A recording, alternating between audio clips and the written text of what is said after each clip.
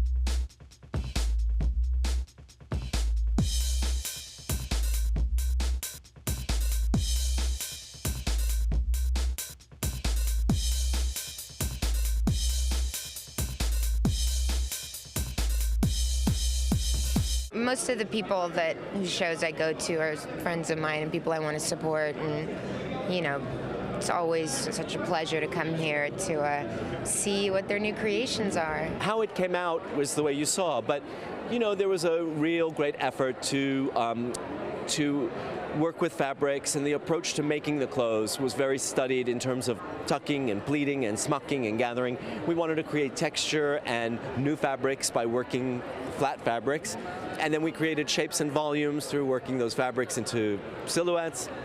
But I don't know, it was just a very natural process.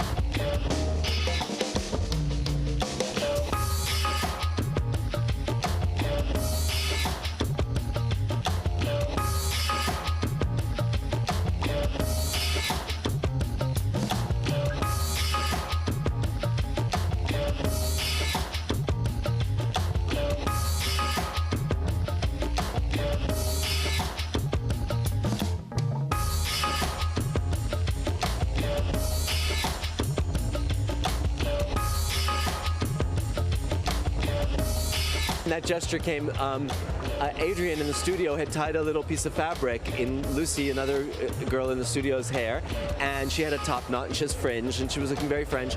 And I pulled the fabric was up, and I thought they looked like bunny ears. And we'd made these pom-poms that looked like bunny tails. And at one point, a girl came out in a black dress, and I put a white tail on her. And I thought, oh, I like the makeup kind of Playboy bunny, you know, with this wet, glossy beige lip and a little bit of black eyeliner. So I thought that we should do that. We should take the classic ribbon and make it into something evocative of Playboy bunny. Because for me, again, a Playboy bunny was always sexy in a sweet way. She wasn't vulgar or I mean, she wasn't a hustler bunny. She was a Playboy bunny, which is sweet, cute, and naughty, but nice.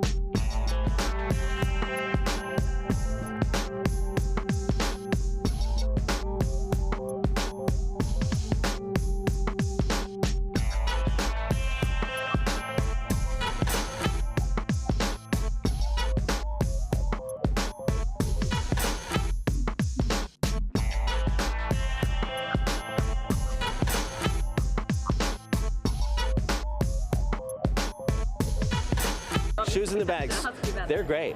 The bags were, again, the same concepts. You know, we tried to work the Vuitton monogram into matelassés. We did double bags, one bigger than the other, so that they would create a frill when they were stuffed inside each other. We ruffled the bags, we trimmed them in color. We put color bags inside black bags. I mean, we played the same games we did with the clothes. And the shoes, the same. You know, we reduced a Louis XIV's heel to 2 cones, and then we shoved a couple of pearls through it, just like we did the hat pin in the hair.